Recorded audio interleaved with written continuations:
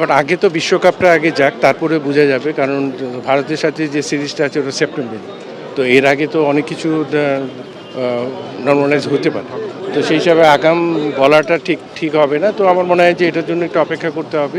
আগে আমরা বিশ্বকাপ নিয়ে চিন্তা করি যে বিশ্বকাপটা কোথায় আমাদেরকে খেলতে হবে। পরীক্ষা তো অবশ্যই করতে হবে, আইসিসি থেকে রেসপন্সটা কী আছে, তারপর আমাদের বোর্ড কী সিদ্ধান্ত নেয় এটা আমাদেরকে দেখতে হবে।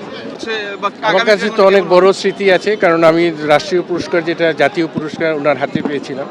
তো জননেত্রীর হাতে, এটাই আমার সবচেয়ে বড় জিনিস, বড় পাওয়া। ওনার হাতেই পেয়েছি, এটাই সবচেয়ে ভালো লাগছে। এবং আপনার নিরাপত্তা যদি না থাকে আপনি খেলবেন কেমনি? আমাদের তো দলের সবাইকে তো পাঠানো যায় না, একটা মানসিক ব্যাপার আছে। ক্রিকেট খেলায় তো আপনি যদি পুরোপুরি নিরাপত্তা আমরা না পাই, আমাদের দল তো ওখানে গিয়ে খেলতে পারবেন। বিপিএল অবশ্যই ভালো হচ্ছে। এখন তো হাফ অফ টুর্নামেন্ট না গেলে আসলে একটা টুর্নামেন্টকে বলা যায় না যে কেমন হচ্ছে। এবং হাফ অফ টুর্নামেন্ট হলে তখন পারফরমেন্স, প্লেয়ারদের পারফরমেন্স, টিমগুলির পারফরমেন্স তখন অ্যানালাইসিস করা যায়। এবং ওনার আত্মার মাগফিরাত কামনা করছি, যাতে বেস্ট নসিব করুক। আমাদের জননেত্রী আমরা হারিয়েছি। তো ওটা সব কিছুই বলবো। আজকে মডার্ন ক্লাব এই শোক মাহফিল করেছিল, এখানে আসতে পেরে যথেষ্ট ভালো লাগছে যে ওনার জন্য একটু দোয়া করতে পেরেছি সবার সাথে একসাথে। এখানে তো বর্জনের শব্দটা তো না, কারণ এখানে তো শ্রীলঙ্কাতেও তো, যেহেতু পাকিস্তান টিমও তো শ্রীলঙ্কায় খেলে, তো আইসিসির কাছে যেহেতু জানানো হয়েছে, সে তো হয়তো বিকল্প ভেন্যু তো অবশ্যই আছে।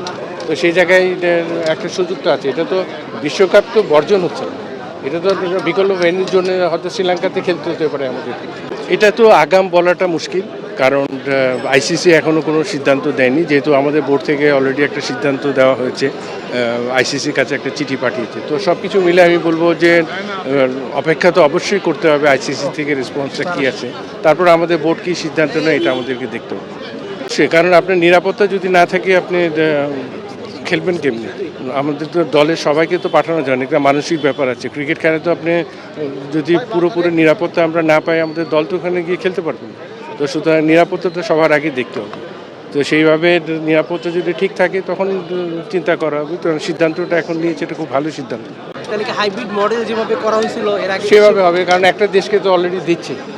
তো সেই হিসাবে আমরা যখন, আমাদের বোর্ড যখন আবেদন করেছে, নিশ্চয়ই এটা হতে পারে। এখন আইসিসি সিদ্ধান্তের আগে তো আগাম কিছু বলা যাবে না। সব ধরনের খেলার খবর পেতে সাবস্ক্রাইব করুন, সঙ্গে থাকুন খেলার পাতার।